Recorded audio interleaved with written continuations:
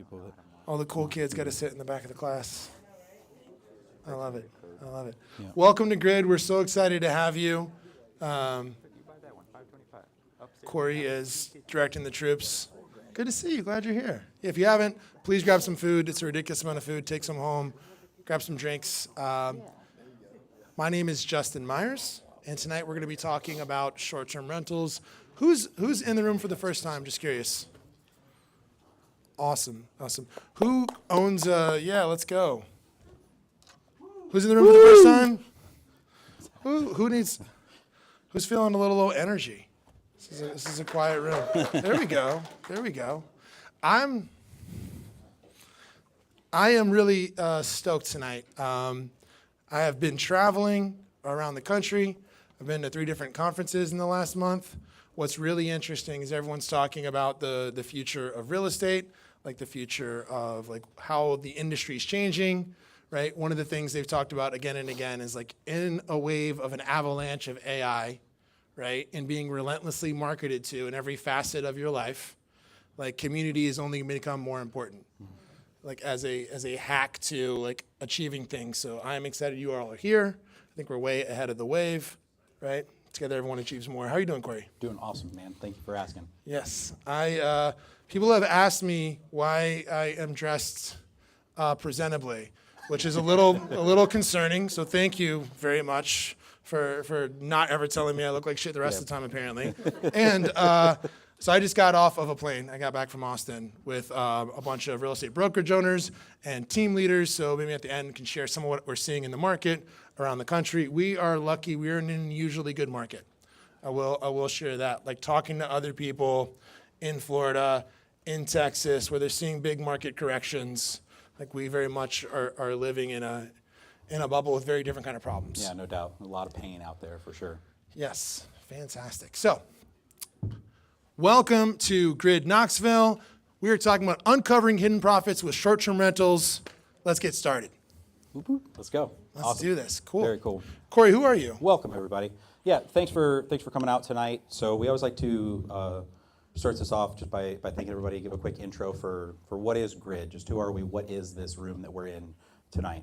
So Grid is a national investor network that we like to bring together through hyper-local meetups. So it gives a chance for everybody to participate at a national level and bring their experiences down to the local level where we can share all of our experiences with you.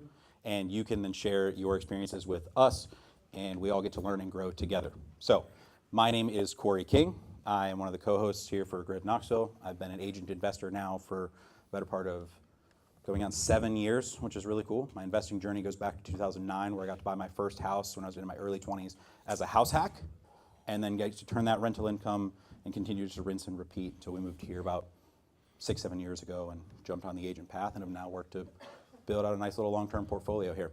I love it. Can you do me a favor? Sure. Can you pull, do I have audio? Yes, no, okay. Can you pull up our pulse report? Yeah. For our Grid win. I'd love that. My name is Justin Myers. I run the real estate team with Corey. I get to travel around the country, facilitating, attending a lot of events, networking with people, coaching our Grid community. So if you've never been to Grid before, we have locations across the country.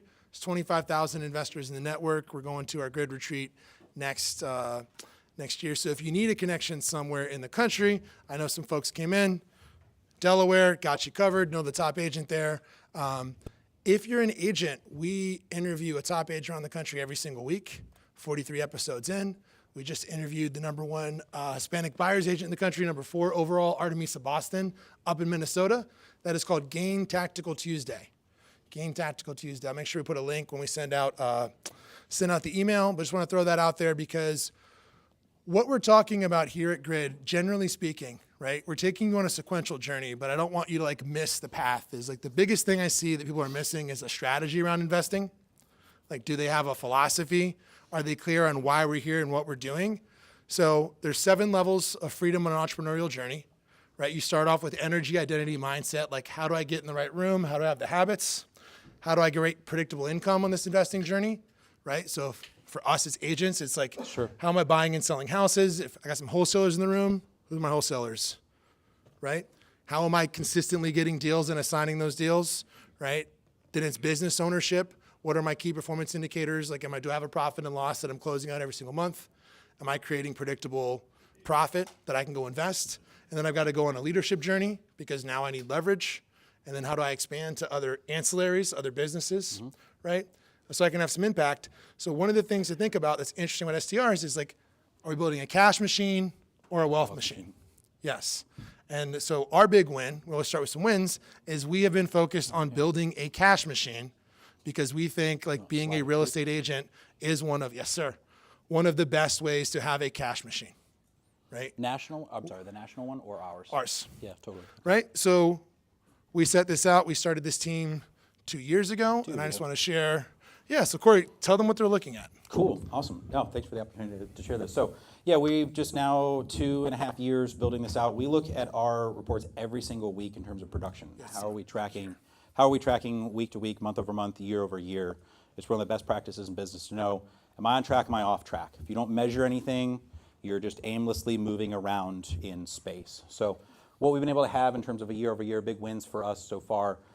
Total appointments set for the year, you're seeing on the left-hand side, 380 appointments. That's led to 72 signed listings. We've closed 82 closings so far, 28.5 million in volume for $800,000 in GCI. Our target the year was 100 transactions, $1 million in earned income as a business. And so we're pretty close on track for this. And we set a focus to switch from being very buyer heavy to being very listing heavy. So that the biggest thing I think is interesting after going to talking to these brokerages is we went from 34 listings last year to 72 listings this year.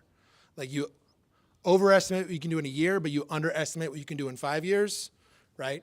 So in terms of, just want to show you like real numbers, what this looks like to build this. You know, when we started, the production was mainly Corey and I. Travis was on the team last year generating, and we was doing some business. Sure. And now there's 5 agents in production. So when you're sitting here thinking about this, what's interesting, we're going to talk about short-term rentals, is it can be both an active income play and it can be a wealth machine play. It can be your cash machine and your wealth machine, but getting clear on what you're trying to build. Like, am I in here because, who's in here because they want to build a cash machine? They need more active income. Vernon. Okay, everyone else is making more than enough money. More than enough cash. You're all doing just fine. I love that there's guys in their 20s that don't need more cash. I'm amazed. Whatever you're doing, I want to be your friend. That was not me. Or am I doing like a wealth machine play? Like, right? Am I, hey, I have enough active income. I'm over an L, right? Like I'm making enough. I need tax benefits. I need long-term investments. Like that's what I'm focused on. Often it's a blend of both. But where it can get confusing sometimes is you talk to people and it's like, great, I want to flip houses, and it's fantastic. It's just another full-time job. Yeah. Like you know, Truly. right? Yeah. Right, Corey? 100%. Corey's got 2 full-time jobs right now. And I'm the Mexican. But no, so Corey's very not happy, right? It comes with its own challenges. It's the leadership journey we talk about going. Exactly. Cool. Right. So that is our win. I just want to share it. Very proud of it to see what we've done year over year. Big shout out to Travis and and Vernon, wherever they are hiding. I think Vernon, Trav. Good job, guys. Thank you very much. Yes. All right. Who's got a win? Who's got a win to celebrate before we jump in here and we rep through some education and introduce our guest? Can be business, can be personal. Who's got a win? Travis. So I listed a duplex for a local investor. It closed today. Everybody the got cool paid part today. about it is the buyer is somebody just randomly called. It's a young guy. He's going to live in he's going to house hack it. So he's going to live in the top unit and rent out the bottom unit. And I think it's going to be like $580 a month coming out of his pocket to live there. Nice. Love that. Good deal. Absolutely. Great win. Good. Great win. Sick. Who else? Speaking of house hack duplexes, we'll come back to this. Will. I I signed my contract for a $300,000 plumbing contract for some homes up in Gatlinburg. Yeah, dude. Good job. Maybe this week, maybe next week, I'm hoping to close on another $140,000. Love it. Absolutely. Congrats, man. That's awesome. Will also does non-gold-plated toilets if you need some plumbing work. Just going to plug that for him. Not every job is $300,000. He'll do a regular job for you as well. No, I love that. Cindy, we got a win. Yes. We are closing on, tomorrow for a fixer. Yes. So yeah, we're running a fix and flip, so we'll speed run that one. That one should be easy. Buying it for 100,000, needs 65K in work, and the proposed exit is 225, right? I'm dumb. I learned how to invest with deals like, you're like, cool, I should make 50, maybe I'll make more, Sure. but so I really never knew what a cap rate was because every time I sat in a development meeting, it would be like, yeah, cool, we're gonna build this house, we should make like 80 to 100K. Sure. And so I'm like, oh, if you are like parsing over all these details, like it might not be a deal. Yeah, Might fair. not be a deal. It's good to know your numbers, but I see some stuff sometimes and I was like, this is very, very skinny. And ironically, short-term rentals used to be that way. Sure. It used to be, cool, it's 400,000, it should do 60K on the rental program. You're probably buying it as a lifestyle asset. Now it's like maybe it cash flows and we're buying it for like depreciation, which is kind of interesting. So Corey's going to talk about that when we get him up here. Anybody else have a win before we go on? Yeah. All right. Cool. Fantastic. What? Who is it? Yeah, Matthew, let's go, please. Matthew. So I've recently lost 40 pounds. And, Nice job. Let's dude. go. Way to invest in your health. and then recently turned a long-term rental into a mid-term rental. Fantastic. And that's going okay. And I'm scared to put that out to the universe and say that, but knock on wood. And then I also got approved to teach several continuing education courses for realtors. This is exciting. Matthew is really good. He does some really good video content. He has been on the YouTube wave for years now. When did you start doing that, Matthew? You've been doing it as long as I've known you, I think. Yeah, I mean, yeah, it was kind of my background before I got into real estate. Yeah. So rip off and duplicate. Good model, like 10 years there. Fantastic. Corey, what is Grid for our new people real fast? Yeah, right. So GRID is our national investor network that we bring here to a hyper-local level. This is our chance just to share our experiences with you and trust that you're going to be sharing your experiences with everybody in the room. We all get to learn and grow together, right? We're not here to be, like I say, we're not here to be a guru to just pontificate on high. Here's the thing. I just look at it as just we're real people here doing real deals in real time, sharing my experiences with you guys and trusting, right? You're just going to be able to pour back into this room together. Awesome. So we typically do a lot of events. We typically run a short-term rental playbook that Vernon's been doing. I know some people in there have been to it. It's excellent. So if you like this material, get with Vernon afterwards. We're going to restart that in January. And we've got a coffee, donuts, and deals coming in there. What I need from y'all is who would like to sell a deal? Anybody have stuff they want to move? Anybody here to do some real estate? Yes, absolutely. Fantastic. Please send us some deals, right?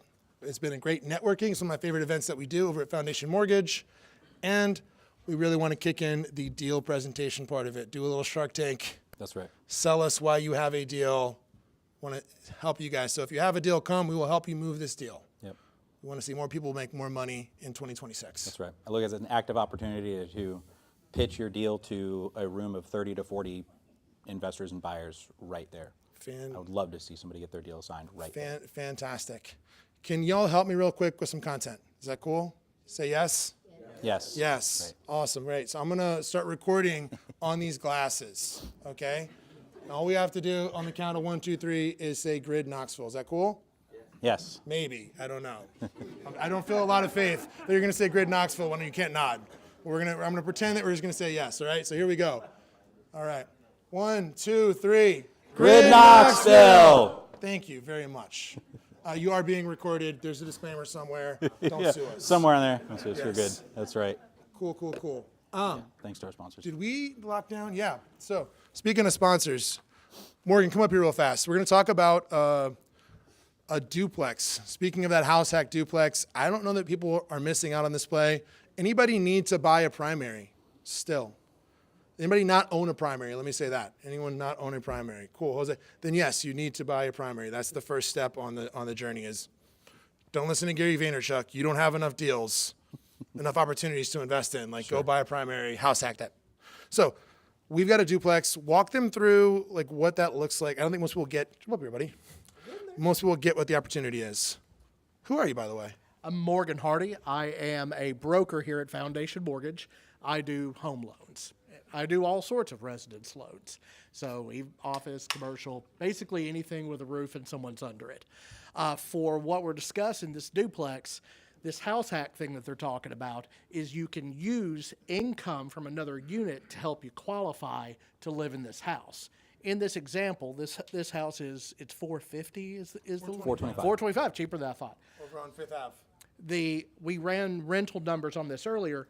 The rent from the other unit is roughly equivalent to $100,000 extra in qualification. So if you've been told you only qualify for a $325,000 loan, the extra rent that you will get from the other unit will get you to that 425 qualification mark for this house. Duplexes can run just like say any other house. You can get down payment assistance. You don't have to put any money down to get into this. Is the payment going to be more than the rent you get on the other side? Yes, but as he was saying, this other fellow that Travis's fellow just bought, he only has like a $600 delta between what he's receiving in rent and what his payment for the property's at. And what you're doing when you buy a duplex at this higher price point is you're really increasing the amount of appreciation that you get. Because if you just bought a house for yourself for $275,000 and it goes up 3%, right? And that's going to be, if you made roughly the equivalent payment for a $425,000 house and it goes up 3%, that's $5,000 in the first year in additional wealth that you got by buying the duplex as opposed to the single family, and that only accelerates year over year as it's like compound interest. So it's a beautiful play. I love helping folks out with house hacks. I've done several. I did one even myself in Oak Ridge with one of the quadplexes up there. It's a really cool play. It's the best financial move that the agencies with these low down payment loans that they'll let you make. Yep. Thank you. Appreciate you. Morgan is also an investor and a flipper, and he likes weird loans. Chat with him. But I wanted to throw that out there. Like, share that with other people. People do not know. Like, there are tons of people that are renting that could be owning some assets. And you can qualify, by the way, with just like a rent schedule. You don't have to have a lease on the other side. There's loans out there to let you qualify based off of the proposed rent. So just keep that in mind if you're looking to make a move. There's some new construction duplexes out there too that are very nice. That's right. Sweet. Yeah. Big thanks to Jacob Lay Property Management, Kristen Wallace out there. They built a heck of an organization. We love working with them as well.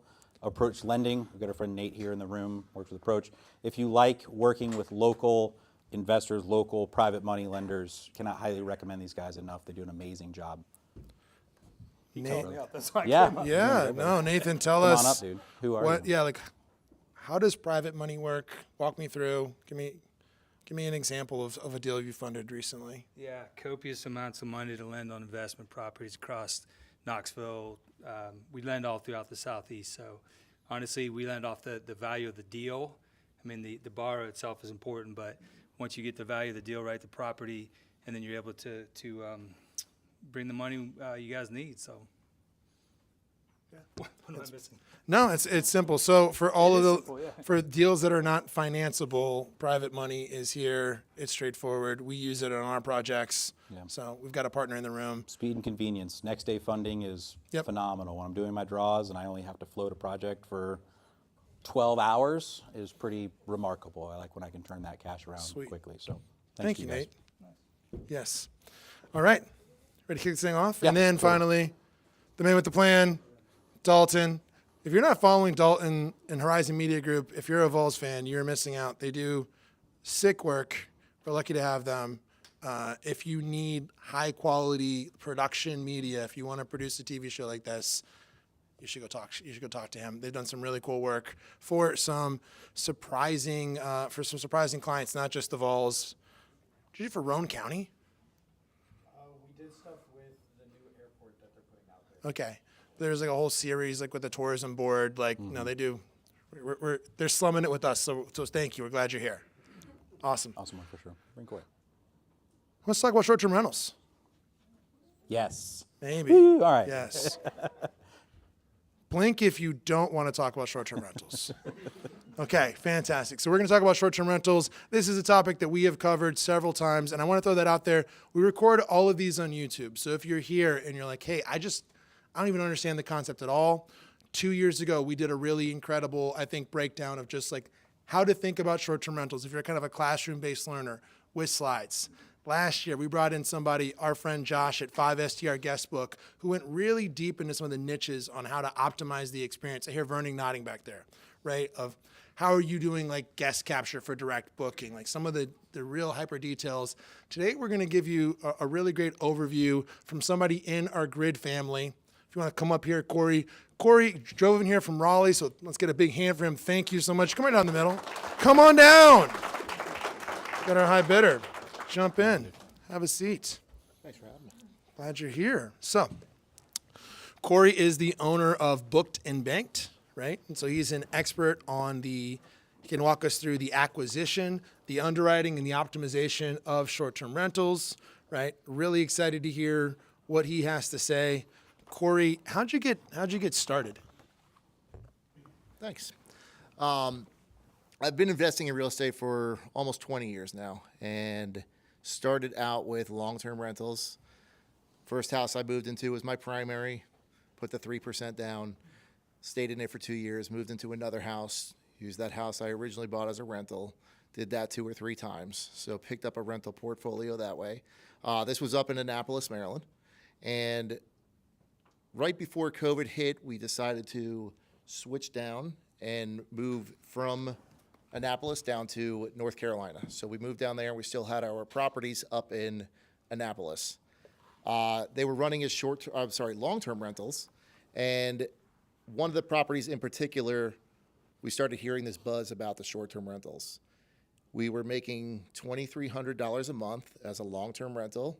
That's gross. We had an $1,800 a month mortgage on it. And when we moved, we hired a property management company. And so we would netted about $200 to $300 a month on that property. The tenant's lease was up. They moved out. And we said, might as well give this short-term rental thing a shot. And we went in and painted it. We furnished it, put it up on Airbnb. And we started making $8,000 a month gross. So we were kind of off to the races at that point. So we went from netting $200 to $300 a month as a long-term rental to netting $2,500 a month. And it really got our gears going, and we started looking around, and we decided, because we had just moved down to North Carolina, we were more familiar with the DC metro area. We did buy and started buying in Shenandoah, Virginia. We bought a property up in Shenandoah, Virginia. It was a 4-bedroom, 2-bathroom. It needed some work. We bought it for $430,000. We put $70,000 worth of work into it. A lot of it on the outside. We can speak more to that about the outdoor spaces of these short-term rentals, because that's definitely a big draw on them, more than necessarily the indoor space, depending on where you're investing. We put $70,000 into it, and we started renting it out. It became one of the top performing properties in Shenandoah. And through networking, I knew somebody that was looking to get into a short-term rental. However, they didn't have enough money to put down to buy one themselves. Because of the cash flow we were bringing in on this short-term rental, this was going to make a good fit for him, even if he were able to buy it at an above market price. And so where I'm going with that is we spoke to him and made sure everybody was on board, let him know that the price he was purchasing it for, which a year and a half after we got it going, we sold it to him for $700,000 on a sub-2 deal with owner financing involved. So it was a 5-year balloon, which is due in about 2.5 years now. But we will make more money on that property than we would have if we just put it on the market. So it just kind of opened the doors, and we started buying more and more short-term rentals. Our performance on it, we got hooked up with Aaron. He was one of my agents for one of the short-term rentals we bought, and that was a 2-bedroom, 2-bathroom property. And I asked Aaron, I said, why is this guy selling this property? I said, this is a really good property. And Aaron's exact words to me were, the owner said that the short-term rental market is dead. This area is oversaturated, and he only made $40,000 on the property last year. And I said, terrific. I will give him $25,000 more than he's asking for the property, and I will buy it. So we bought it for $350,000. And we did a couple of things to it, but we didn't invest more than $20,000 on that property. And the first year we were operating it, we did $80,000 gross on that property. So it was kind of off to the races at that point. The relationship with Aaron has been great. Aaron is a real estate agent for Casa up in Shenandoah, and he saw people who were struggling with short-term rentals because it's not as turnkey and easy to do as everybody thinks it is. And people were not making money because there were more and more properties coming into the area. So he connected me with some of them, and some of them I just took over the management for their properties. And not only did they start making money for me because I was managing the property, but they started to cash flow themselves even after paying me the management fee. It's just kind of grown. So I've now have a management company for short-term rentals, in addition to the booked and banked that I run, which is short-term rental coaching and consulting. So that's kind of where I'm at right now, and happy to answer any questions or do the back and Corey, forth here. yeah, I have a question for you on that. So, I mean, you've made a pretty hard pivot out of the largely long-term rental game. Sure.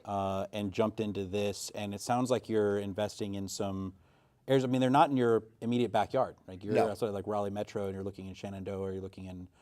You've got one at like Annapolis. Is that right? Was the first one? That was the first one, yes, it. which is sold at this point. Sure. Yep. So as you've explored these other areas, how are you analyzing areas to dive into that aren't maybe necessarily as what we would maybe consider saturated or like opportunity rich, like the Smokies or Sure. 30A would be like another Yep. area. Like how are you analyzing an area? Like how are you getting started on that? So for the most part, I've stuck to the Shenandoah area. I know it'll catch up at some point, but right now I can still find properties. We just went under contract on one last week.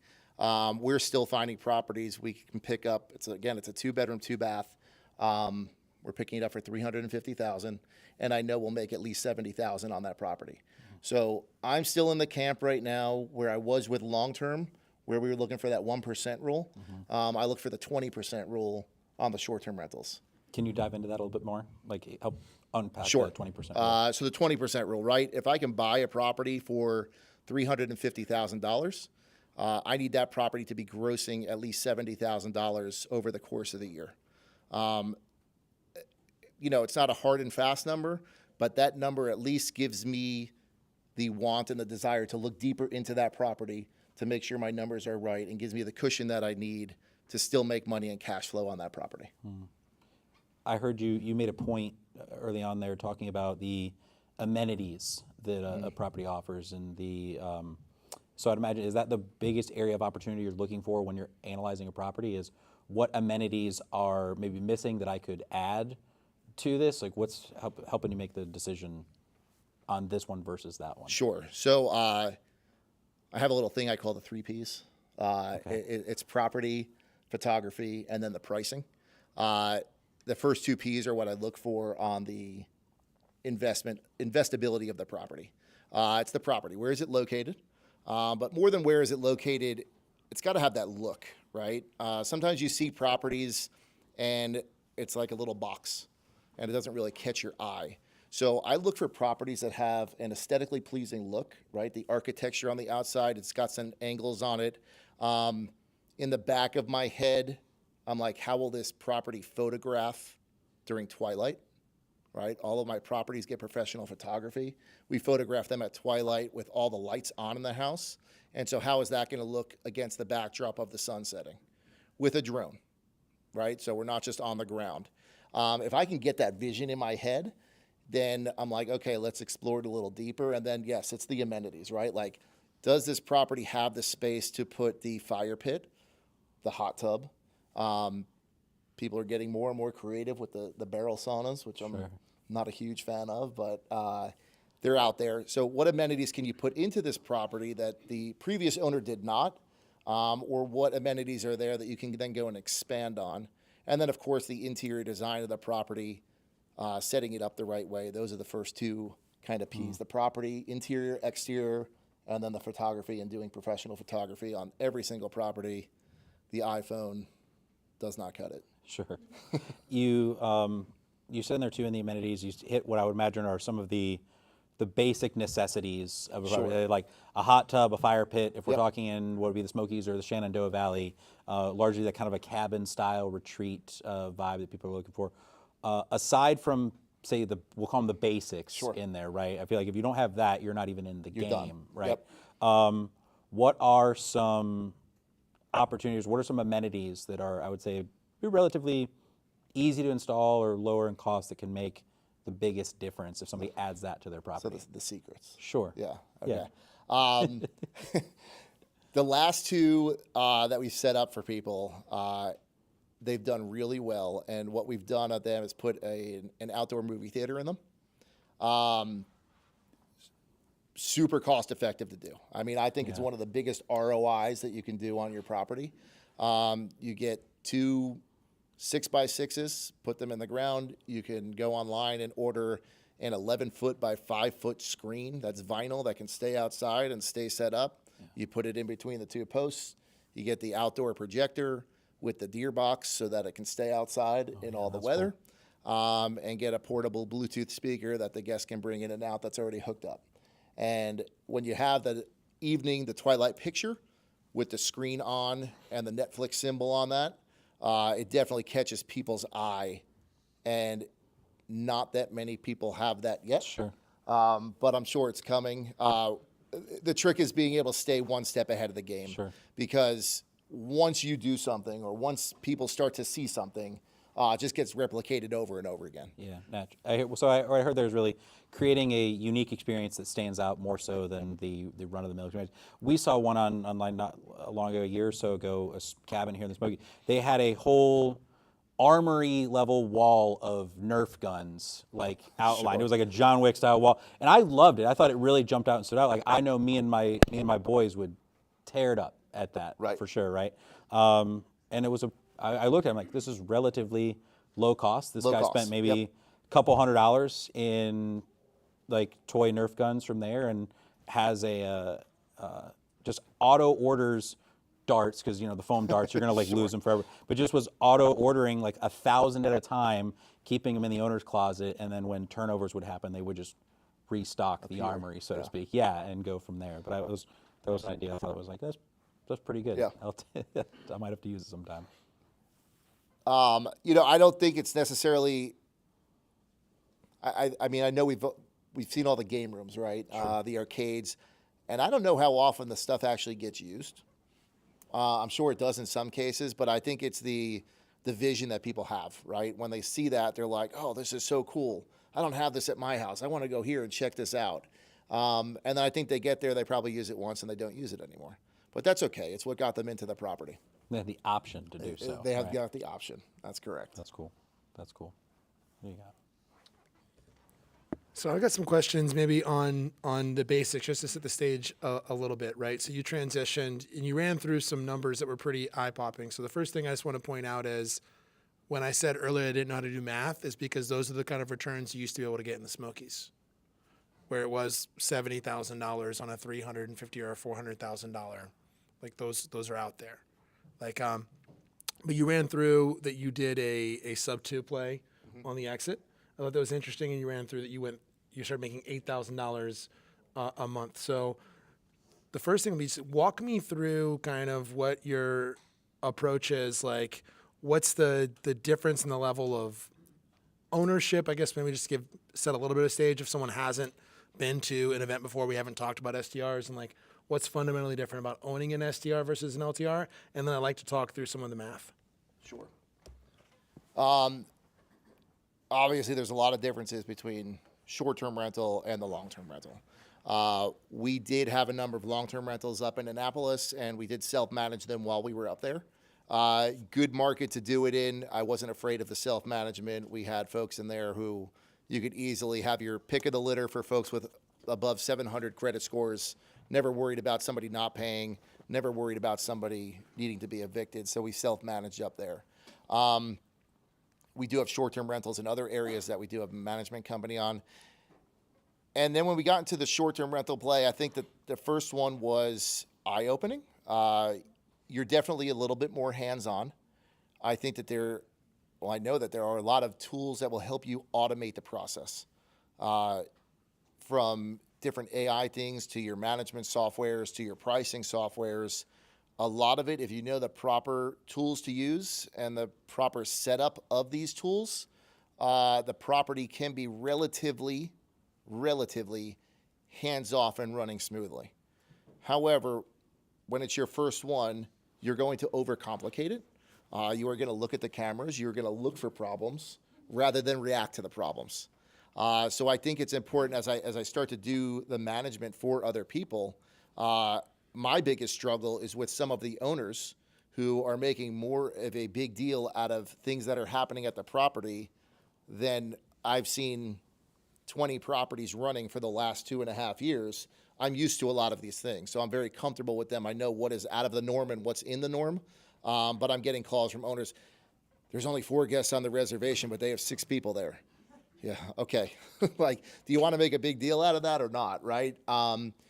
You get all types of guests, right? You're opening your property up to the general public, essentially. They have to have a photo ID, and I set it up so they have to have a good track record on Airbnb in order to rent. But essentially, you are still opening it up to everybody. Some of the questions are surprising that you get from folks. Some people go in and don't have a problem with anything. I had a guest recently at a property where the septic system, right before they got there, started backing up, and we had to get a company out there to essentially dig up the lines because it wasn't the septic backing up, it's that roots had grown into the lines, so they had to dig the whole thing up, snake it all out, cut all the roots back. The yard was essentially tore up. I didn't hear a word from these guests the whole time. I didn't even say anything to them about it. I just knew if they brought it up, I was ready with my response. I never heard from the guests. And they left a 5-star review. They said the property was perfect. You will have other guests that will look at that and immediately want a full refund, understandably. But I never heard from the guests. I've had other guests in a property where I have a cabin. They sent me a picture the morning they woke up, and there was a 5-foot black snake sitting on the dryer. And they said, we had a visitor. And I said, no problem. I'll make a phone call. So I do have teams in place now. In the beginning, it was a little bit tough to get them in place. But I sent somebody out. The snake was gone at that time, by the time the people got there to remove it. And they said, no worries. We understand. We're in the woods. Good for them. Because if that was me, there was a snake that was not removed from the house, I would have a hard time sleeping in the house that night. So you just get all different people. I think that's the toughest thing to understand is different people are going to have different wants and needs and expectations while they're at your property. And you are in the hospitality business. You're in the hospitality business, and you have to be able to apologize sometimes when it's out of your control, be very humble, and be honest with people. And I'm always a big fan of not doing the messaging back and forth through Airbnb. I will pick up the phone and I will call the guest, because calling the guest makes a huge difference in getting an idea of where they are mentally, because you can get it from the tone in their voice. And that's going to help you dictate what you might need to do to remedy the situation, rather than trying to detect what their tone is, right, through the messaging back and forth. Yeah, text has no, there's no tonality, there's no context for that. Yeah, not at all. Who stayed in an Airbnb recently? The last 6 months? Yeah. I've been traveling a bunch this month, just stayed in one for a wedding. And the host texted us, it's a 3-story home. They opened some windows on the ground floor, and the host texted, my aunt that had rented this place, it's counterproductive to have the heat on and the window open. Like, it came up they're like getting ready for the wedding. Like, it came up many times, and it was always interesting to me, like, the tone in which people read text messages, having been in real estate, right, Corey? It's always like, we're working with buyers, and I'm like, that's a lot of tone you're implying on this request. Like, I don't know if that's what it was meant in, but I think it's very, like, to your point of not picking the phone up, it really was, like, not, I think they probably give it a fine review, but it was not a positive impression. It was like, are they watching the cameras? Like, what's their deal? Like, everyone wanted to bitch and complain about this. It came up, we talked about it for a good hour. Corey, so you were talking about this before, hospitality. Who's Yeah, been in the hospitality business? Who's Yeah. been in the industry? Yes. Right? I love all of you. Awesome. Absolutely. Yes, you're the best. My people. Yes.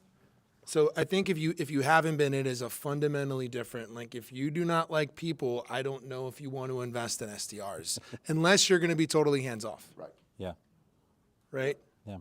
I would say to that point too, if you do have a background in, I would say, I like to think hospitality, education, especially like early, like kind of childhood education, or healthcare, I would say has a distinct advantage in getting into sales or say into this industry because you have a lot of experience to like lean on with just dealing with the general public across all different spectrums in that way, that you at least have the ability to help problem solve quickly, pattern recognize, right? You recognize people that pop up through that. And I've met many people in life that will remind me of, like, I know you, like, you don't look like you, but I threw you out of my bar one time. Like, I know exactly who this person is that I'm dealing with. And you have ways to reference that and to be able to interact with that person and still leave a positive impression. Yeah.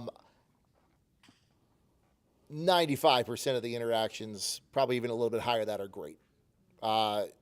You do get a few knuckleheads, but it doesn't. A lot of the problems don't occur unless you let them occur. And what I mean by that is, again, with the owners, and listen, I'm guilty of it. When I had my first short-term rental, I was watching the camera. I knew when the guests were coming. I knew when they were leaving. I knew when the cleaners were getting there. I knew when the cleaners were leaving. Now I'm at the point, I don't even know if people are staying in the properties or not. I don't know who's there. I don't know when the next check-in is. I'm not sure what's going on because I have a team and the systems that's set up that just kind of run it for me. So when you're watching the cameras, though, and you're paying attention to every little detail, and again, I empathize with that because I had that first one, right? And it's your baby, and you're watching over it. You're actually creating, again, more problems than you're resolving. And your job there is to resolve the problems, not create the problems, because you could sit there and create problems all day long. But our job is to resolve the problems. The cameras are there for a reactive situation, not a proactive situation, right? But you have to keep in mind, you are opening your house up to the masses. Small pieces at a time, but they're still part of the general population. Sure. Yeah, that's cool. Can we talk through some of the math that we talked about previously? I really want to talk through. You covered a couple of different topics, so just to lay the groundwork, we can run through this. You bought this property. I think it was $350,000. Yeah, with Aaron. The one with Aaron. So Aaron, by the way, Aaron Kavanaugh runs Casa Stream, which is a short-term rental education. You can jump on that on Facebook. Him and Corey are consistently putting out content. Vern was on there, did some great. If you haven't gone to any of Vern's events, you are missing out. Vernon's put on one of the best STR events that I've been to in the country right here in Knoxville last year. Like, he brought in CEOs from Price Labs, from Vrolio, from Jetstream. He brought in one of the top STR operators up in Banff, right? And this was right over here around the corner. Like, so a surprisingly high level of, it's why we're partnered with Vernon. Just the guests he would bring in are really impressive. So you did that for, you bought it for $350. How much did you put into it, Corey? That one we put it about $25,000. So you're in for like $375. Is this, and what was the exit on that one? The exit, we still own it. Walk me through the subject 2 one. Oh, the subject 2 one. Okay, gotcha. That's a different one. But yep. So the subject 2 one, I don't think that we had a planned exit. We were just going to plan on holding it. Yeah. But I always keep my eyes and ears open when I'm dealing with real estate, and I'm not going to close a door. So again, we bought that one for $430,000. We did a massive job on the outdoor space. I just knew that there was a lot of opportunity there, and that was what was going to make the property pop. So we put $70,000 into that property. How'd you buy that? A DSCR loan? That was a conventional loan. That was a conventional loan? Yep. Put like 20% down? You got it. Okay, Yep. great. So put $86,000 into it. You put another $70 in cash. Did you borrow the cash or put your own cash into it? We put our own cash into it. Awesome. So you had like $150K in cash into the asset. Correct. Right? And then you Was that at a time you got like a great interest rate? Is that why you did it subject to? Um, Or that was just like a financing? well, plan? great's all relative. Okay. It wasn't 3%, but Sure. it was 4.75, Yeah. right? I'll take 4.75. Yeah, comparative to 7.5, right? 4.75 is good. Awesome. So you bought that, and then subject to is when you sell a property subject to the existing financing, where someone comes in and takes over the existing financing. We've covered it before. You can go back and watch our creative financing video with our boy Mike Capello. You know, Mike came in to talk us through how to run that play specifically. Grab us afterwards and walk you through this. But basically, you went and sold that with the existing financing in place to someone else, along with like an owner Correct. financing second. Right? Correct. Yep. So Okay.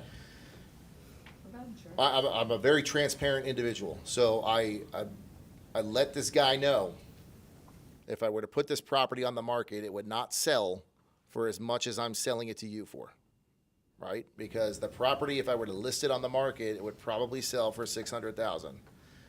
However, I know if I open this up to the general masses on a subject to deal, I would probably get more people coming to me to buy the property because of the cash flow that they could get on the deal. I was cash flowing on that property $4,000 a month net in my pocket. And the way that we structured the deal, again, this was an individual who wanted to get into short-term rentals. He did not have the cash to get a loan for a short-term rental. And so what I offered to him was, So you didn't have enough down payment. he didn't have enough down payment. Gotcha. Right? Okay. So what I offered to him is I said, I will sell this to you for $700,000. You put $60,000 down, and you will own this. You take over my existing loan, which was just under $2,000 a month, and I will finance the remaining $315,000 for you at a 6.75 interest rate. And so you owe me another $2,000 a month on that. So even with the $4,000 a month that's coming out of his pocket on the two loans, he's still cash flowing $2,000 a month on that property. And I think he did some renovations to that property, and he's actually bringing in more than that at this point per month. So for him to get into a property with $60,000 down and cash flow probably anywhere between $2,000 and $3,000 a month at this point, it was a win-win for both of us. And I was just very transparent with him. I said, listen, when you go to refinance this property in 5 years, because that's my exit, right, you might have to come to the table with some cash. And he totally understood it, totally got it. He wanted to get into a short-term rental. He wanted something with a low entry point and with cash flow every month to kind of get him kick-started on the short-term rental world. Yeah, and he's gonna have to bring cash just because he put down less than 10% to buy it. Well, maybe Sure. 10% of the market value is 60K, so 600. Yep, right? yep. So, and you're not gonna get that loan anywhere. I mean, I guess you can get maybe like a 90% second home loan potentially. Yeah, no, that's fascinating. Who's got questions about any of that? Do we lose anybody there? Like, feel free to ask. Don't just sit here and ask us afterwards. Ask us now. Brooke. So if you did this up to on the short-term rental, what do you do with the insurance for them to get like the insurance on the property? Because doesn't it go to the mortgage company? So And- you're asking, what did they do specifically Like for when the he did- insurance? when he And did you're the talking sub about two? adding the loan holder as a payee, essentially, right, on the insurance policy. I think is your question. Oh, so you keep it in your name? That's a great question. No, so let's. Yep. Yep, so let's talk this through. What do we They do can with the flag insurance? it, Like, you know? let's unpack what's behind that question. Sure. So- Very valid point, because you are correct. The insurance is tied to the mortgage. My name is on the insurance. And basically, part of the subject to process is you're signing a power of attorney, so that they now have power of attorney over that property and access to all the documents. But they also do go on the insurance policy with me. And they also take out a secondary insurance policy under their name with me on that loan, with me on that policy as well. Now, I'll be very transparent. I don't always understand the whole in and out of that process, but we used a transaction coordinator, and they kind of walked us through every step of that. And I know that about 6 months ago, the original, and this is okay because we asked the transaction coordinator about this at the beginning, we let the original insurance policy lapse on the property. And so that one is no longer on the policy. It's just this secondary one that they have picked up. Correct. Because there's a lot of times that people will go do a sub two, they don't know all the ins and outs, and they won't put certain things in place, and when it goes to the mortgage company and it has a different name on the insurance policy, then it lets the mortgage company know that, hey, there's something going on here, and they can call the loan. Correct. You know, I mean, I just kind of was curious how that part gets done to people. Yes, and then the transaction coordinators that we used, they, again, it being called due is a thing. It's a very, very rare thing, but it is a thing, and they have run into it before. And they know how to kind of back out of it, because that is a long, lengthy process. It's not like they call it due and it's due the next day. There's a process that it goes through, and so they know how to go in, get the deed, switch back, and then change the type of loan that you're doing so that it all still works out. Yeah, they did that with us, tried to call a loan, thinking, we put it in an LLC, but it was a vacation home. Right. And so I was like, well, why are they're thinking that we have, like, did a sub two, and we haven't, but it was because it was the LLC So- that going to the mortgage company and saying, for the insurance policy, and they're seeing this LLC on there and thinking, oh, we've gone behind their back and, you know, trying Sure. to sell it. What you're talking about is the due on sale clause, and there's a reason why that was an hour and a half whole conversation, and it's a real thing. And if it's okay with everybody, I'm going to skip past that. But there is a due on sale clause if the lender has the right, if there is a change in title, to trigger the due on sale clause. Like, don't go run this play and sue Corey because he did it. This comes down to, do you think Corey has a low risk tolerance or a high risk tolerance? Who thinks he has a low risk tolerance? Who thinks he has a high risk tolerance? Right? When he's like, I don't even know what's happening in the properties, right? If you are not this zen, you want to be very specific about what kind of plays that you run, right? You raised your hand for a question, Matthew? Yeah, it kind of ties in with what you were just saying about Corey's propensity for risk. So I'm spending a lot of my time trying to figure out what the next 5 to 10 years holds in terms of, we'll say everything. We've got AI, we've got shifting markets, we've experienced a great amount of growth in real estate, all these types of things. So I'm not 100% sure what the economy's gonna hold. My thought is that it will probably see a downturn. As a result, I would imagine that there would be a significant impact on the short-term rental market, which tends to be more vacation-based, i.e. people taking fewer vacations and things like that. So 2 questions for you really quickly. Number one is, well, I guess 3. Number one, what is your forecast? Number 2. You're asking his forecast for the next 5 years about Well, AI and how as- it's going to affect the economy in the future of short-term rentals. I'm just Yeah. curious if he's bullish or if he takes more of a sense like I do. And then number 2, if so, what are you doing in terms of, with your short-term rentals, in terms of looking at how you can position yourself in the market to be successful not only today, but 5, 10 years down the road? And then last but not least, just to tack on to that, do you, numbers-wise, do you keep a certain amount of equity in your properties in order to protect yourself and hedge against that? Or are most of your properties very highly leveraged? So I love that. So you're asking, hey, what's your overall prognosis on the economy, right? What are you doing to hedge yourself on the short-term rental side? And what do you do on an equities position? Let's go in reverse. Like, so what amount of equity do you like to keep in how leveraged are you in your short-term rentals? I'm typically putting 25 to 30% down on the deals. Yeah. Yep, and then I'm not touching that, right? As the equity grows and it gets paid down, I'm not pulling cash out of these things to do something else You with. don't pay Yeah. down on them at all, you just, I'm sorry? you don't pay down on them, you just go to the next deal? Correct. Yep. Yep. So you're not pulling equity out of those deals in order to finance the next one? Correct. Okay. So starting one, so you're going in with 25 to 30% down. The second thing, Yep. go ahead there, but I think the second thing to talk about is markets. Sure. Like, all markets are not created equal. Nope. And I'm just gonna reiterate that. All markets are not created equal. All markets are not created equal.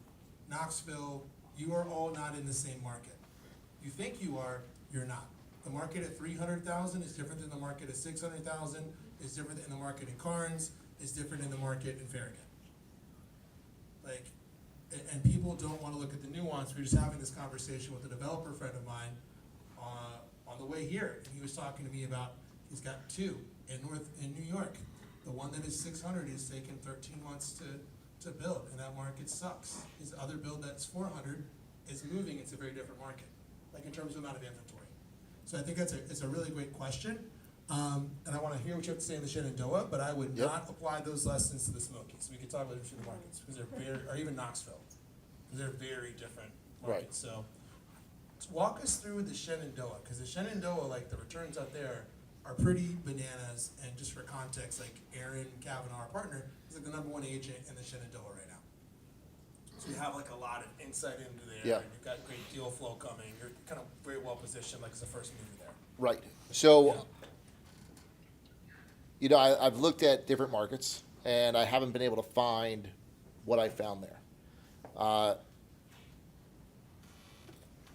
Looking forward, part of my thinking is, well, if you could buy in the Smokies 6 years ago, right, with this 20% return number, and now it's at 10% ROI, right? Gross annual revenue compared to your purchase price.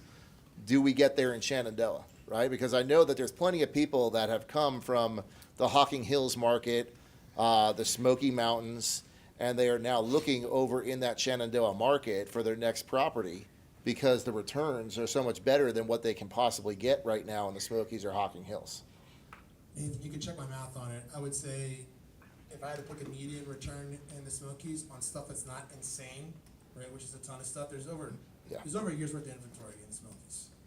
There are a lot of people out there that don't want to sell with their monopoly money because they're going to wait for the market to turn because they can't take, they're only making 200K on their asset. It's real fun going with this amongst people, right? You know, because they were making 400K in monopoly money on their asset, you know, a couple years ago, according to Zillow, I guess, right? It's maybe 12.5% is what I see stuff. If I've had to pick a number out of a hat on what I see, which is just like, great, it does 125,000 in income. Can I buy it for $1 million? See Nathan making faces. That's what I probably see stuff marketed at. If someone else has a different number out there, love for them to throw it out there. During the go-go years, it was like 10, you'd see. And it was like, here, Airbnb says this thing is going to do 70,000, so it's worth 700K, and that's what people were buying properties based off of. I swear to, like an Airbnb screenshot. Like, never underestimate the stupidity of your fellow humans. And you gotta know, like, it's human behavior more than it is, like, data. Like, it's human behavior more than data, I think. Like, so I like to look at what people are actually doing to make decisions. I would say that. So the Shenandoah, you're in a market, like, you feel like you've got a lot of, like, a much bigger margin in general. That's kind of your hedging to Matthew's point, Right. which is a great question. Like, what are you doing to hedge yourself? Yep. Well, you're like, hey, I think I'm in the best market in the country, from your perspective. The one that I know about. I'm sure there's others out there. This is the one that I know, and I've kind of kept rinsing and repeating in this one because why break it if it's not broken? As far as hedging myself, yeah, like I don't think I'm a fool, right? But I guess none of us do. So if the opportunity comes by for me to sell the property, I will sell a property. I have no issues with that. I'm not emotionally attached to these things. They're just cash flowing. I also am going in with that 25 to 30% down without taking a HELOC on my primary residence to buy my property or going in with a vacation rental loan at 15% or 10% down. So I know that because I'm bringing 25 or 30% to the table, I have a larger margin there to work with than some other people do who are getting into that market that don't have the ability to drop their rates as low as I might be able to if something ever turns in the market and I need to. Does that answer your question? It does. No, and so then we're going to talk about the projection, and we'll come to, I see a couple of hands in there. But thank you. It's an excellent question, by the way. It's just a very broad range of question, and I want to frame this because if you look at the Smokies, we're seeing foreclosures. I'm listing a property that I originally sold for 2.6 for 1.8. Because here's the reality, like it's a commercial asset, and the valuation is based on the income. And if you mismanage a commercial asset, we talk a lot about forced depreciation in here, right? Anybody came when we talked about like buying apartments or how to syndicate? Like forced depreciation also works, right? If you don't get income, then your asset drops in value. And so we're seeing, there's been foreclosures, right? There are people, we just had somebody expired at $480,000, listed at $400,000, and they brought their last mortgage payment to the table so they could just get away without owing anything. Like that is happening in the Smokies. It is interesting. Nathan and I were at Bigger Pockets convention talking to one of the biggest short-term rental operations in the country, and they were essentially in denial. I asked them from the crowd about this, and they told me that it was not happening. That's fascinating and I was in the market 15 years ago negotiating short sales. Which is not most people that I talk to that are in the Smokies have been there maybe 5 years. So they have a different perspective on it, but I'm definitely seeing some changes, so just be aware of that. Now, I'm gonna pass the mic to Corey, and to Corey, so what's gonna happen in the next 5 years in the economy? Yeah, good luck with this one, guys.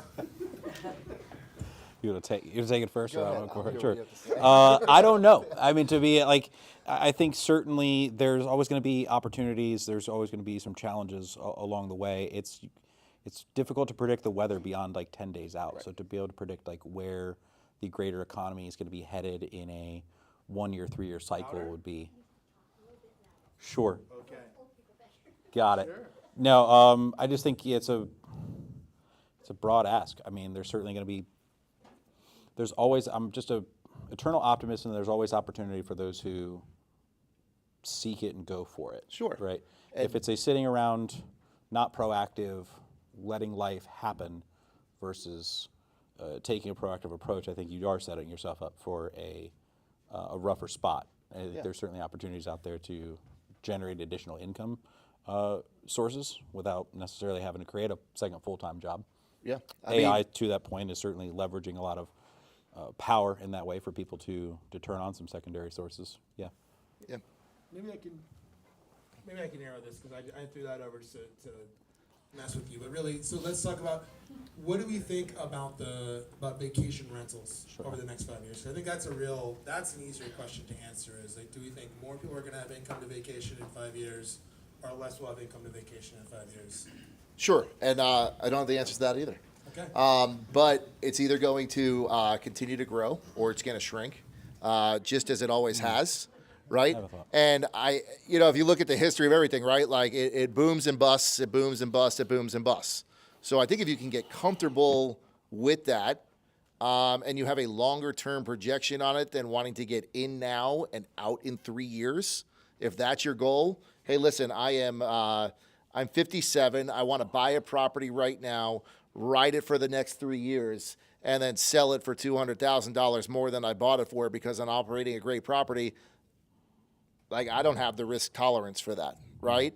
But if you're like, okay, if in 3 years from now this property works fantastic, if the economy isn't in great shape and I can hang on for another 7 years, okay. I mean, it's not going to bother me. I've got the runway to sit there and ride out whatever might come. I mean, the first property I bought was in February of 2008, okay, my very first property, and the economy and real estate market absolutely crashed after that. I bought that property for $192,000. It was a condo. I think at one point they were selling for like $89,000. Mm-hmm. And even when I finally sold it, 2008, 2018, 13 years later, I sold it for $189,000, right? So I lost. I lost big time, right, on that very first property that I bought. But you just keep plugging and you just keep going, and you're on the real estate train, and you're going to have your ups and you're going to have your downs. And at the end of the day, if you're getting more wins than losses, it's all going to shake out. And as you get smarter about it and you start to learn more and educate yourself more, and the education doesn't come from reading a book, right? The education comes a little bit from networking and talking to other people. The true education in real estate comes from buying real estate and getting into it and starting to learn all the facets about it. And again, you're on a train. The real estate it's a crazy ride, and once you get on it, you kind of don't get off it. And I know my wife and I, we're not getting off of it. Our assets will all be passed on to our kids, where the cost basis will reset on the properties, and they will do what they want to do with it at that point, right? But I think if you're in it for the 1 year, 3 year, 5 year game, that's very risky because, again, I don't know. You don't know what's going to happen in 5 years or 3 years down the road. But I do know that the graph always goes historically, long term, up and to the right, right? It goes up and to the right. But it's got those dips in between. But if you can hang on and you can do it the right way, with mistakes along the way, it's going to happen. Nobody's perfect. You're going to come out ahead of the game more often than you're going to come out behind. Real fast question. All it is, are you using any of your income to buy down the mortgage any, or you just? No. You answered that one before. He's nice. So someone else I saw someone else back here. Did you have a question, Melissa? No. Yeah, he was talking about 10 to 15% vacation rental loans. And I'm being told today that 20% what I need to have. I'm like, where do we get those loans? Okay, you're just asking about loan products that have lower. Yeah. Nathan's my DSCR guru. What products are out there for DSCR? 15% down DSCR, second home loan 10%, seller financing 100%. It's great. Yep. So there's options out there. I saw Jake raise his hand over here. Yeah, say Airbnb app went down tomorrow. What would you do? How would you utilize those short-term rentals to market them and all of that? So your question is if the Airbnb app went down tomorrow? Yeah. So I think, and I love that hypothetical, but it'd be interesting to think about what's happening in that hypothetical scenario. Is that Amazon Web Services has totally crashed? Or is it that Airbnb had some sort of corporate scandal and imploded in some sort of a way? I guess Or I could does give, VRBO two exist? examples. One, the Amazon you just mentioned, where a couple weeks ago, Amazon's software servers went down for a couple weeks and POS systems all over couldn't use it. So what would you do in that situation? And then also, I'm 28, a lot of people my age I've noticed are starting to not want to use Airbnb as much because they're getting those owners harass us in the middle of the night or come back after the fact and say, oh, there was X, Y, and Z done at the property when we're well, we didn't do that at the property, so we're having to combat that kind of stuff. So now me and my friends, we're starting to look more in hotels and kind of more established stuff rather than owned by personal short-term rental owners. Those are the two scenarios I'm asking about, I guess.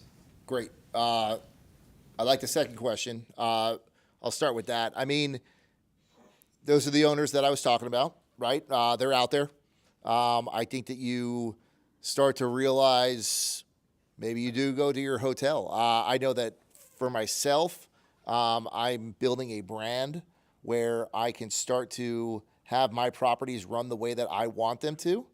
And I have some systems in place right now, and they'll continue to grow where I can now market to the people that have come to my properties in the past. And they'll have access to a larger database of short-term rentals in the areas that they previously stayed in, where they can stay and they can book directly through me and not through Airbnb. So Retention through loyalty, stuff like that. yeah, something like that. But it is a process, right? That doesn't happen overnight. I think if you have 1 or 2 properties, it gets difficult. We were talking about this earlier, right? It's all about the database, right? You got to build your database. Building a database with 1 or 2 properties is difficult because how many stays are you getting over the course of the year? How much information are you collecting from people over the course of the year? Scale that up now to where I'm at, where I have 20 properties under my belt, mine including the ones that I manage, and I can start collecting information from everybody who's staying at all those properties all the time, right? I'm now growing a very large database very quickly that I can then, at any time I want, right, start to market to all those people with a direct booking website and have them come and book directly through me. So that's your second question answered first. The first question tails onto that as well, right? If it goes down tomorrow, right now, yeah, I'm in trouble, right? You know, I'm not going to sugarcoat that. But that's why I'm working on the back end to build a database because it will help hedge myself against that situation happening. But it also helps me with folks like you who had a bad experience with one owner. But if you had a good experience with me at one of my properties and I'm opening you up to 40 other properties that I'm managing, you can come back and stay with me and know that I'm not going to call you at 2 o'clock in the morning. Yeah. What we're talking about there is, have you earned the right to invest? A lot of people get rich and lose money. Like, we've lived through multiple market cycles. If I'm 43, anyone else like lived through like multiple crashes here? Like, how much runway do you have? Like, to Matthew's point, I think it is excellent. Like, the vacation market is very susceptible. The flip side with short-term rentals is your revenue could die tomorrow. If we went to like war with Iran, like, yeah, it could turn off tomorrow. Your long-term renter is not going to be able to cancel their lease. I can cancel my vacation tomorrow, right? Vacations are always going to be more susceptible. We have seen vacation rental income be down 12% in the Smokies. But again, you can get this data. Like, there's no excuse to make uninformed decisions in 2025, especially if you're in grid. We are the largest investor network led by agents in the country. There are 20 locations coast to coast. Some of the smartest people in the country have run grid locations. Like, if you're going off half-assed, like asking ChatGPT random things without sourcing it, that's on you. Like, go in the national Facebook group and ask someone who's actually an expert. So we have, Jay Patel comes here. Jay's a hotelier. They own the hotels. We can see the data here. You can talk to people in the Smokies. It's the largest Airbnb market in the country, right? So there's specific data we can get. I do think it's wise to have some sensible concerns. I would say from going to Bigger Pockets Con, from talking about that and talking to people in the industry, what are they doing? They said, hey, they're looking at blue chip vacation rental markets, right? People have always vacationed in 30A. There's people that are vacationing in 30A. We've gone through a K-shaped recovery. Anybody know people around here that are still living high in the hog, don't care about inflation? Am I the only one? Anybody going on a boat this summer? Right? I did. Lots of people are still spending a shit ton of money. They seemingly it sucks to be in the middle class in 2026. And the working class really sucks. But there's still plenty of people in the ownership class that are spending money. So I saw Phil's hand go up first, and then I saw Brooks. So a couple things. On the Airbnb side, what I've noticed, and I have around 20 that I own, self-manage, it seems like the higher end properties are doing better than the lower end. Phil said what he's seeing, and I see Nathan nodding next to him, is that higher end properties are performing better than lower end properties. Yeah, and Which- we've taken some off the table, and I've noticed, like, we sold a couple properties for $1 million. They went under contract within 24 to 48 hours. So I think if you're targeting the high-end client, you're probably going to do better. And then with regard to the gentleman's issue with Airbnb hosts, I think that can be resolved by renting from highly rated hosts. So if you're renting a property, and he should stop looking at his phone and listen to this for a second. So if you're renting a property that's rated like 4.5 or 4.6, then you're probably going to have that host that's going to contact you at 1 in the morning. Like, we're not going to contact you unless there's some major issue, and we're not looking at the cameras. We don't care if there's 2 or 3 extra people at the house. We don't care if somebody partied and got to clean up a little bit of throw up in the bathroom. That's not a big deal. So I think if you're renting properties that are 4.8, 4.9 or higher, you're not going to have those issues with hosts, and you're going to have a really good experience. I rent Airbnbs too when I travel. I love to rent Airbnbs, and I specifically rent Airbnbs that are highly rated so that I can have that experience and figure out why they're rated so high, and then learn what those best practices are, and then incorporate those into what I'm doing. I love this. And what I'd say is you want to have a combination of, I'm making fun of some things, but like, you have to have data and intuition. Because maybe Jake is the canary in the coal mine. right? And we're going to see a demographic shift away from using Airbnb. And that's great information. Maybe you heard it here first. Or maybe that's like an anecdote of like it's happening and like the purchasing power of like 27 to 35-year-olds isn't the most dominant part in the Airbnb market. And they lose that demographic, but they're picking up more seniors or whatever, and it doesn't quite matter, right? And the short-term rental market is bigger than just vacationers. There are people that are like travelers that are coming to the area. Like you can diversify. But I love that. Thank you very much. On the $1 million side, I think we haven't even talked about this, tax benefits, right? If you're buying properties for tax benefits, you may be buying properties. I'm getting more people that are buying properties, right, that are north of $700K that are looking for tax benefits or for bonus depreciation or cost segregation than somebody who's buying, like Vernon's got a deal right now in the 300s. That's someone who's probably looking as an operator, as an entry level, as a, maybe it's a lifestyle asset for them, right? Versus I might have somebody who's a hands-off operator that wants to buy that $1 million property for Phil because they are just buying it for the tax benefits. So Brooke, you had your hand up. So I was gonna say for what you said about Airbnb, actually Airbnb has just changed their structure to be more beneficial for the guests and like with the fees.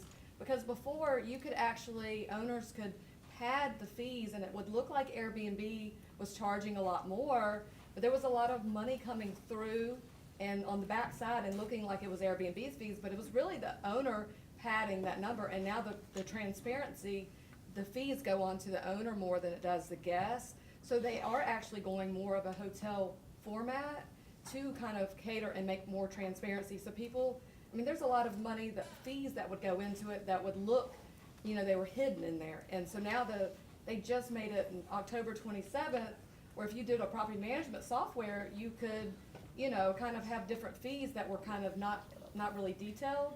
And so now it shows you. So now as owners, we would have to adjust to make kind of compensate, but it's gonna weed out the good from the bad. And like it's a pivot, and that's with anything. It's not easy to host, but if you understand and you get aligned with someone to learn it, there's great opportunity. But going in a blind, I don't recommend anyone doing that because there's just a lot of unknowns. But someone that has an Airbnb is gonna tell you what to do or like what to look out for, because we all want people to be successful. Like we all want people to, help kind of pave the way. So I would say that Airbnb is actually doing better than VRBO on fees now. Would you?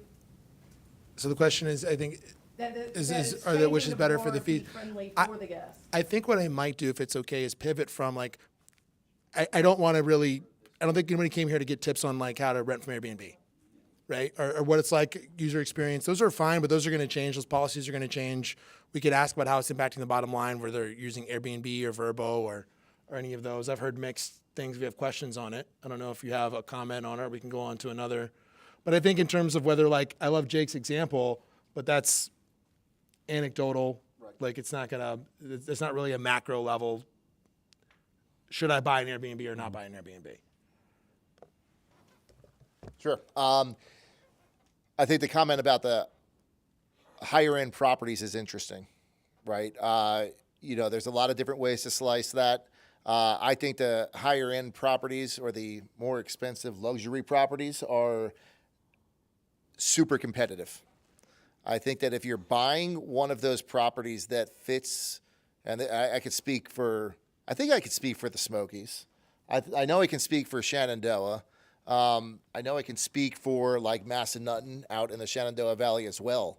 These properties that are holding the groups of 12, the groups of 14, groups of 16, I agree with you. I think you need to be a super dynamic property with all the bells and whistles in it, because I think that is definitely separating you from the pack.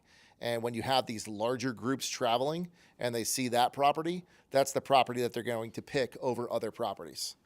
I personally don't operate too heavily in that space. I have one property that fits 10. We have more amenities than many of the other properties in the area, and we do just fine. But I would never add the bowling alley into the basement into this property. I also really enjoy the market of the 1-bedroom or 2-bedroom cabin in the woods. In the suburbs, about an hour and a half to a 2-hour drive outside of Washington, D.C., because there are plenty of people who, with 1 or 2 people, they can just pick up and they can go for a couple of nights without having to plan 6 months in advance, trying to get off work and make sure the school schedules work and make sure 8 other people can also take off of work. So I think there's a market for both. As far as the returns go, I mean, I know in the We're seeing, I'd say, you see, obviously, overall revenue has drastically dropped in the Smokies from the peak of 2023, right? And that being said, you're seeing individual properties get more revenue. Individual higher-end new builds that are niche, that are luxury, that are executed correctly, are generating more revenue going into this year than they were previously, coincidentally enough. So, Melissa, then Haley. And Hallie, sorry. I wanted to ask our esteemed guest here, have you ever considered, you talk about hedging yourself, or whatever. People are always getting married and or dying or whatever. Have you ever thought about a venue where you could charge like 20 grand just to have the space to have like a wedding? So buying or a reception? venue or adding a venue as a feature on your short-term rental? That's always been my dream, to have like a wedding venue. Sure. Like maybe have 3 or 4 weddings a year. That's all you gotta do. Justin's got one that he can sell you. I do. Well, you can answer that question. and I Yeah, can answer. yeah. I mean, some of it you have to be careful with because some of it does have to do with zoning of the property. These properties, most of them are in residential areas where they're not going to allow you to do a wedding venue. We were looking at a 12-unit boutique hotel that had a wedding venue space and a piece of land up the street from it where you could set up a tent and do wine tastings and stuff. But that deal didn't go through. Corey, do you have some questions? A couple, but I do want to hear from Haley, from Eric. In New Orleans, if you go in there and it's just an old beat up place, very famous place. In New Okay. Orleans, you pay 25 grand. So, You gotta clean up. on You the, gotta set up your own tables, you gotta clean up, and they have places for the bride and groom and the family to sleep. yes, ma'am. It's like, I think I always go directly to, like, I've seen every play run, and I talk to people all over the country every single week running plays, so I have an unusual, like, yes, what's your lead source? If you're doing long-term rentals, my lead source is tenants, right? It's tenant placement is like driving that, maybe like the asset when I buy it. If I am doing a short-term rental play, it is the general public vacationers at this guest, depending on, or maybe I'm running in a metro, it's a different kind of niche, like business travelers or people that are coming to this hospital, whatever. If I'm doing a venue, what is my lead machine to get myself in front of people that are booking that venue, whether it's a wedding machine or something else. It can be fantastic, it cannot be fantastic. Like, we could dive in the weeds in that, they do well. It's just a different model than a short-term rental. Like, we have, to Phil's point, I have an amazing, if you wanna buy a train depot in Greenback, it was fantastic. Phil they were gonna run a venue down there, and what they found was, in the portfolio of managing it, like, you could maybe run a short-term rental from Knoxville in there, but a venue, like, you need to be a little bit closer to be able to show that to somebody on a shorter notice, like to walk them through the venue space. Like, and so not like by being pulled into 2 markets, it's difficult to actually get the booking there. Like, just operationally, it's a fundamentally different thing. If you're fully into it, you could crush it potentially, but it's just a different booking model where you have to be able to be like, oh, great, I can come meet you and show you the space, stop by. Yeah, there's a whole It's just marketing it's a different campaign that needs to go behind those. animal It's not study. Go ahead. that, it's not that it won't succeed as a venue, it's Yes. just we don't have the bandwidth. Of course, that's what I And that's- mean. And it's not our expertise either. Yep, and so it is one of those, if you're already on site, fantastic. If you're running it as an ancillary, if it's an add-on, like you're doing a short-term rental with multiple doors, Kai Andrews style, like, we could get so into the weeds in any of these things, like, the answer is yes. Will it work? Yes. There is somebody doing the thing that you wanna do right now. Someone has a Chicago dog that they're, right, like catering pop-up, and are making an insane amount of money. Like, someone is crushing the niche. Holly? You talked a lot about how you have a team and how Yeah. you're more hands-off. Personally, that's my approach to business as well. And I'm curious to know what your process was to either hire or expense for, like, who comes in first? Service, cleaning, like, where's your first Got you. That's So- a great question. Yeah, how do you Yeah. scale, how do you scale it? That's a great question, especially if you've ever had any experience in extremely rural markets. It gets very tricky, right? The labor pool there is tough, it's not just me. I mean, I know people who operate up and down the Blue Ridge Mountain Range, down in Blue Ridge, Georgia, into Burnsville, North Carolina, up into the Harpers Ferry, Shenandoah area of Virginia, and finding good labor is hard. So the most important person on my team is my cleaner, 100% hands down. But they are an important part of my team. And my interview process with my cleaner is good. I don't think it's great, but it's good for what I'm working with. And I don't care how good of a cleaner you are, you have to be able to communicate with me quickly and on a regular basis. I've had very good cleaners who are very bad at communication that I've had to let go because when a guest asks if they can have an early check-in or late checkout, I need to be able to communicate with that cleaner and say, hey, is the place going to be ready? If I don't hear from you, well, that's bad on me because now I can't get back to my guests, right? So the cleaner is my number one hire. When you say hire, are you speaking W-2 or 1099 or? So that's a great question also. Currently, I'm in a 1099 situation. It is all 1099. If they don't want to clean one day, they can turn around and tell me that they don't want to clean.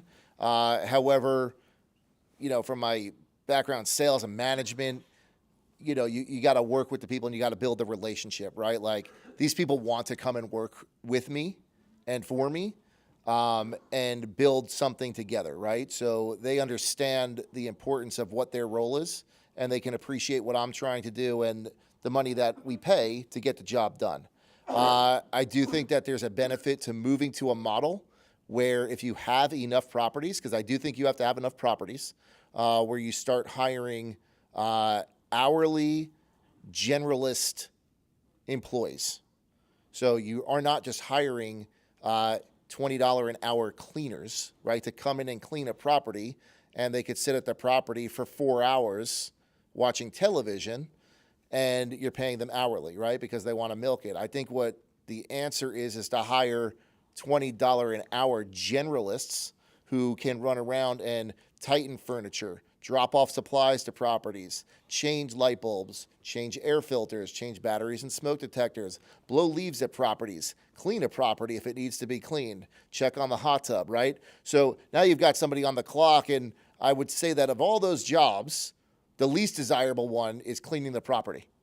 So now they're going to get in and out of that property much quicker because they want to move on and do something else aside from cleaning that property. And even if I have an employee that I'm paying $20 an hour to, and they take, I'll call it 5 hours to clean a 3-bedroom, 2-bath property, and they know how to do the hot tub as well, even if they take 5 hours to clean that property, I'm still making out better than the $150 I'm paying the 1099 cleaner to go in there and clean the property than somebody else to come in and check the hot tub, right? So I think that as you scale and you get bigger and you get the amount of properties where you can keep the people busy, it works much better to in-house hire W-2 employees where you can pay them an hourly rate.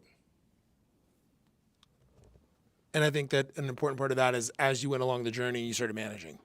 Correct. Like it's not just you're hiring an hourly employee to manage your own portfolio. At some point when you build the systems and the scale, then you're like, I should go monetize this, right? That's why we go into ancillary businesses. It is 8 o'clock. I want to be respectful of everyone's time. I know we have questions. I think on this topic we can go for quite a while.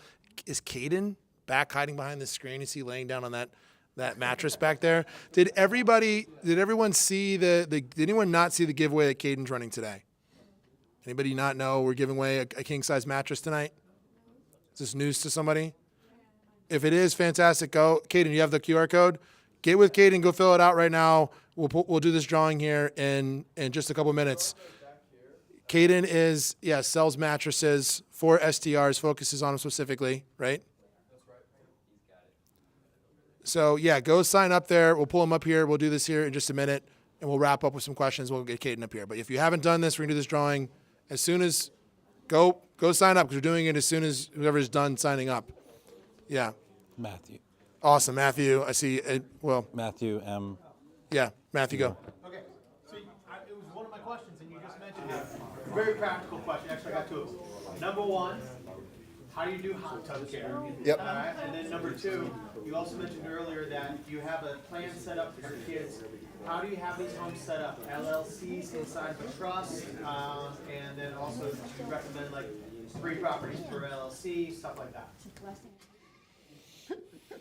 Cool. Just sneak it in. I love it. He's a great salesperson. Yeah. So as far as the LLC thing goes, yes, I do put my properties in LLCs, but that's because I buy in Virginia. And the DSCR loans that I get with the company require my properties to be in an LLC in order for them to loan on them.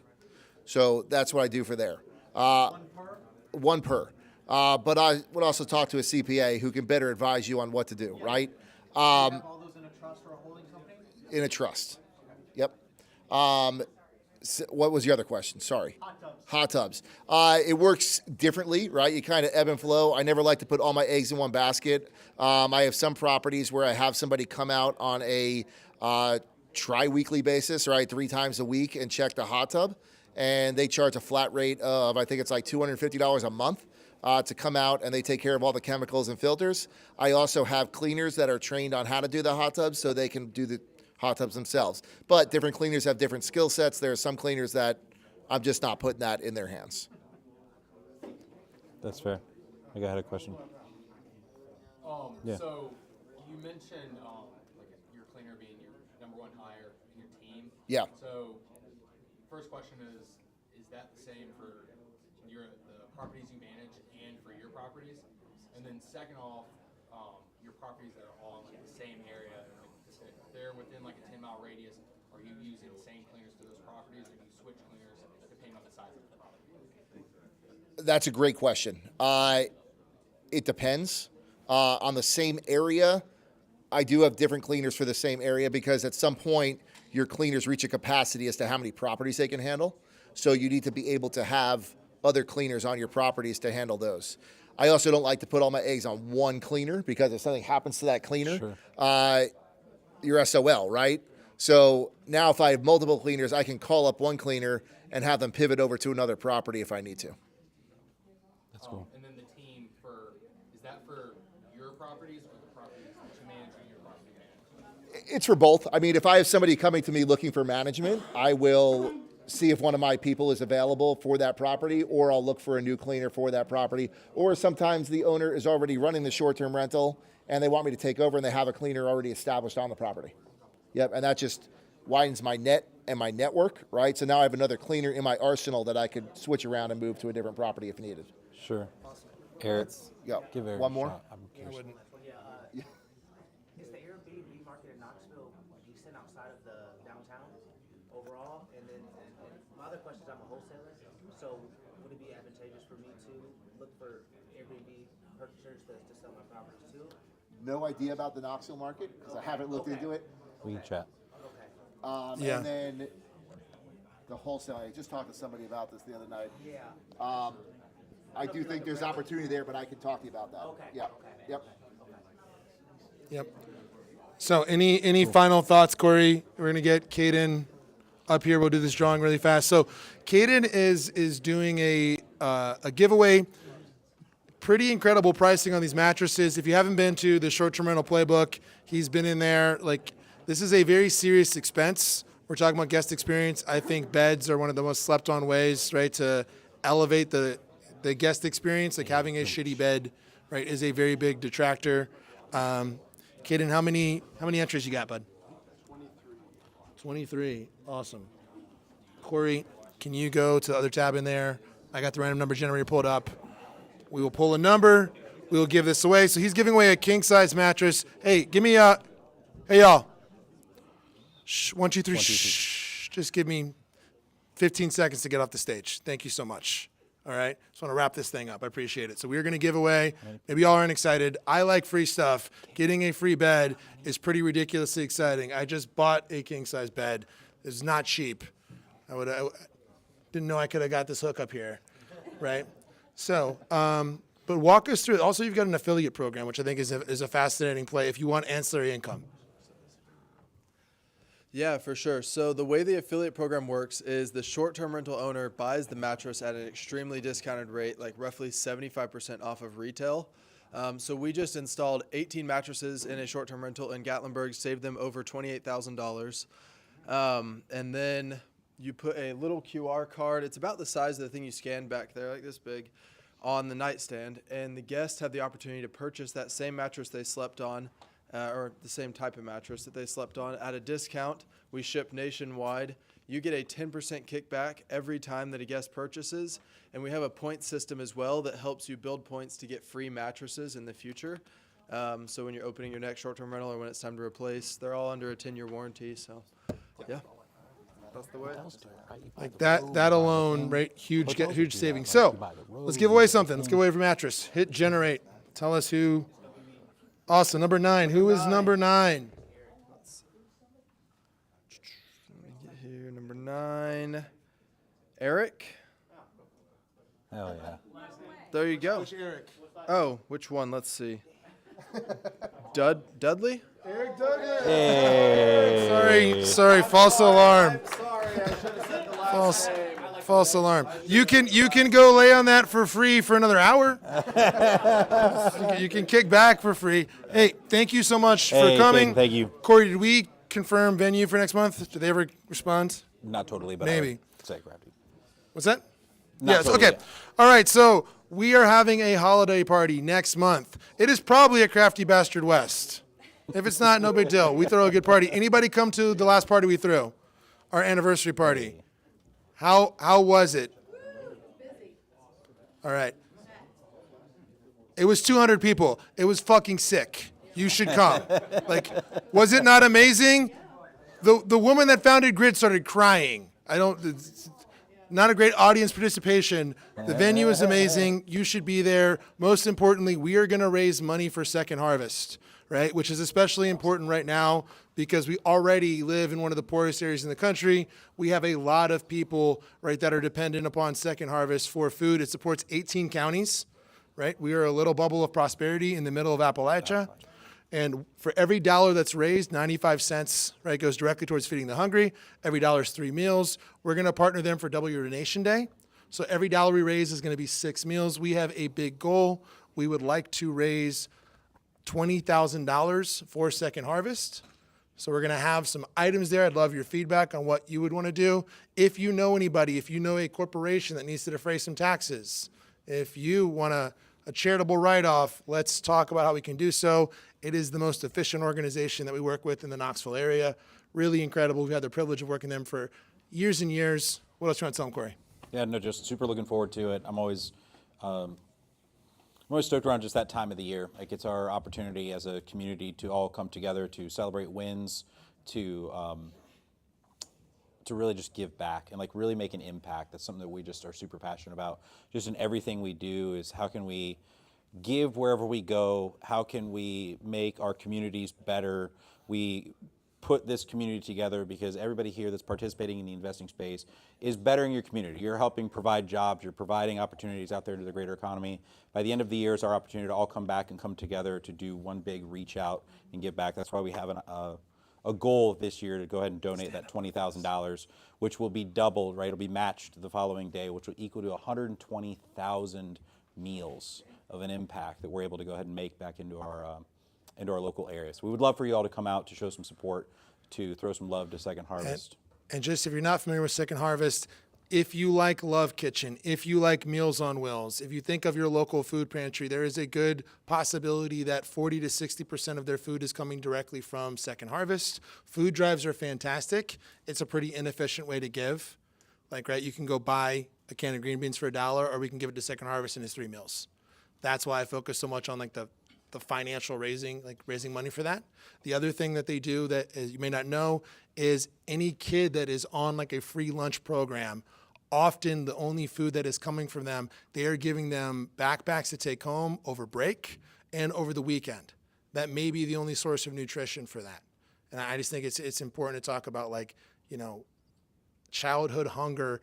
Like, overall, feeding hungry people is one of the most efficient ways you can invest in a community. Period. We can go deep on the stats. Grab me afterwards.